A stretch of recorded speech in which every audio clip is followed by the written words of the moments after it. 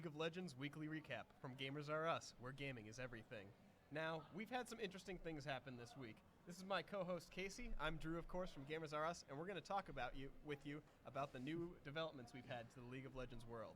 Now, Casey, you mentioned that the new champion Jinx is a huge deal. Yeah, being someone who plays AD carry most of the time, Jinx is just, I loved her from conception to what she's actually turned out to be. Her kit is just really, really good for a hyper carry. She doesn't have a lot of escapes, but she has tons of damage. And that's exactly what you need for a hyper carry. And she's not quite a transforming champion, but she does have two different weapons. Could you go into detail about how that works? Yeah, her first weapon will go with her Gatling gun, where it stacks up speed the longer you use auto attacks. And her rocket launcher is her second move, and it's a much longer range attack, but it also drains your mana while you're using it. But it also has a much bigger punch than her Gatling gun. So when would you use each of those? For farming or any normal auto attacks, I use the Gatling gun, but when I'm trying to hurt an enemy, poke them out of lane, I use the rocket launcher. The range, the power, it's all really good for poking your enemy out of lane. Yeah, as a support, I've run into it a few times in lane, and it seems very strong. She also has a move that roots, doesn't she? It involves chompers? Yeah, she throws down 3 grenades kind of in a line, and if you step on one of those, it roots you in place, but you can only be root once, so it's a good move to escape from, and it's really good for choking off key choke points during a fight or a battle in the bottom lane. Her main move that I really love is called Zap. It's her W move. It's a really long-range poke that just does so much damage. You can see, and it has a really good AD ratio, so you can see a lot of pro builds stacking a Bloodthirster right on her first and just pumping out damage with that move. And she also has a global ultimate that does a ton of damage in an AoE, so that's pretty powerful.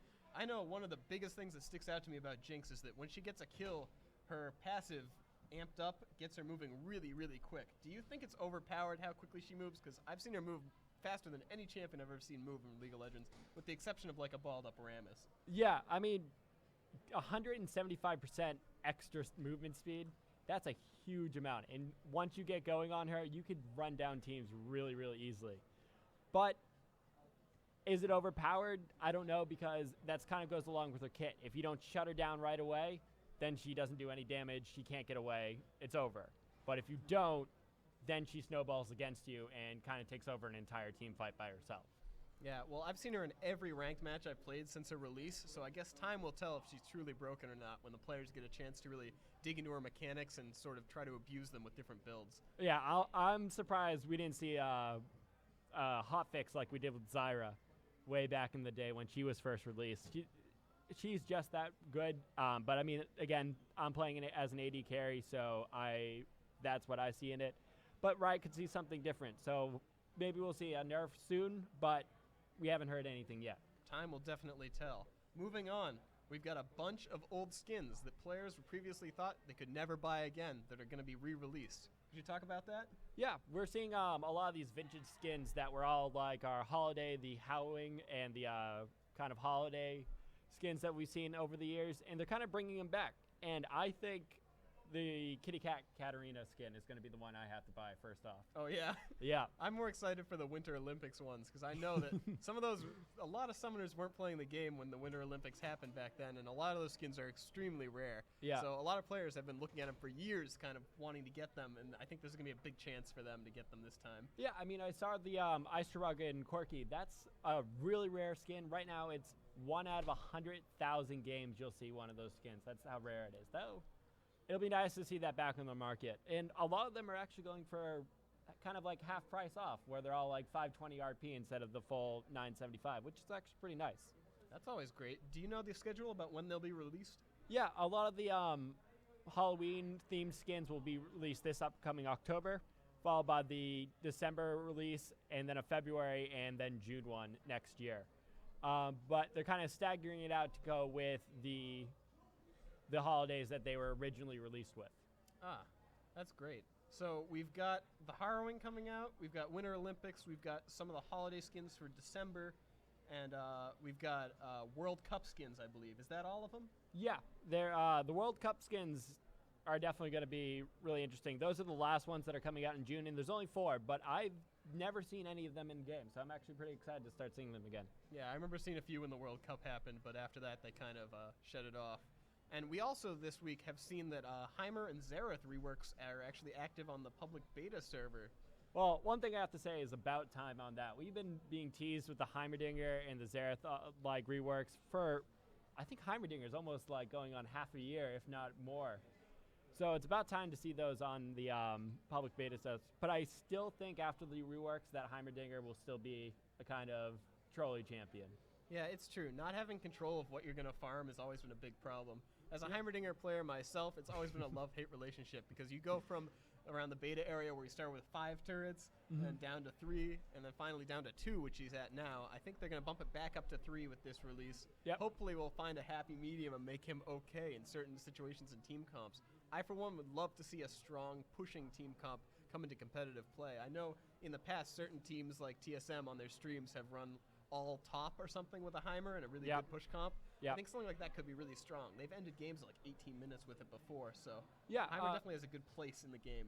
Yeah, his turrets got really buffed too. They even have a move, I don't know how many times you could use this off the top of my head, but it's a kind of a direct line of sight laser. It actually does a good amount of damage, so I think that will be really good in push comps.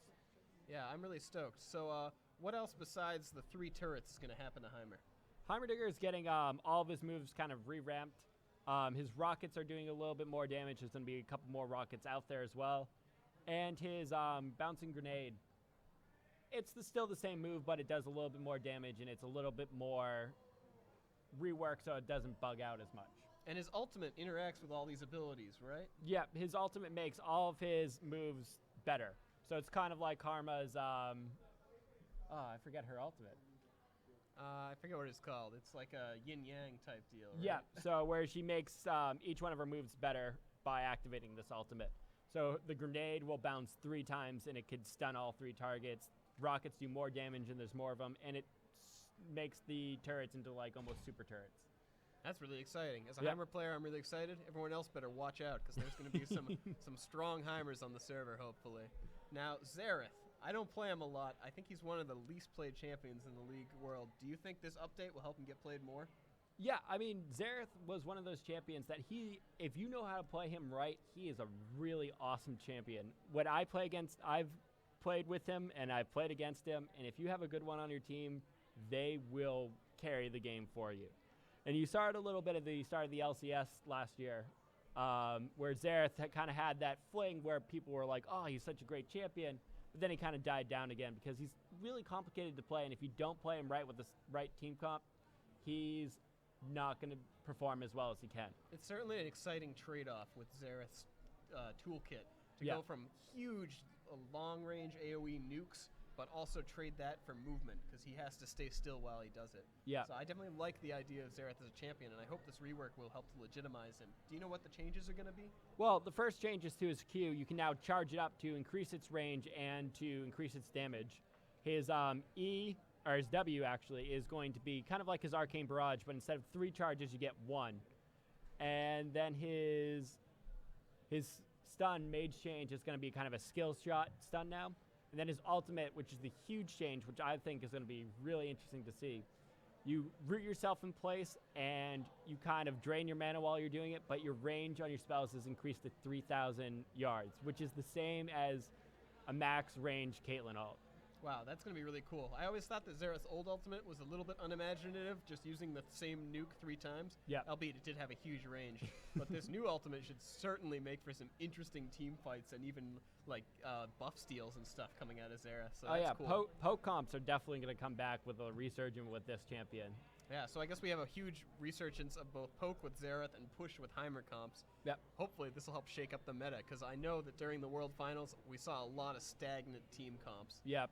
It was the same 10 champions over and over, really. Yeah, I mean, and that's always because they're just top-tier champions. When right after a World Finals, like we saw at the end of Season 2 last time, they did a bunch of changes, and new champions who were not good, like Eve or Twitch, ended up coming out of the woodwork, and they're actually pretty good now.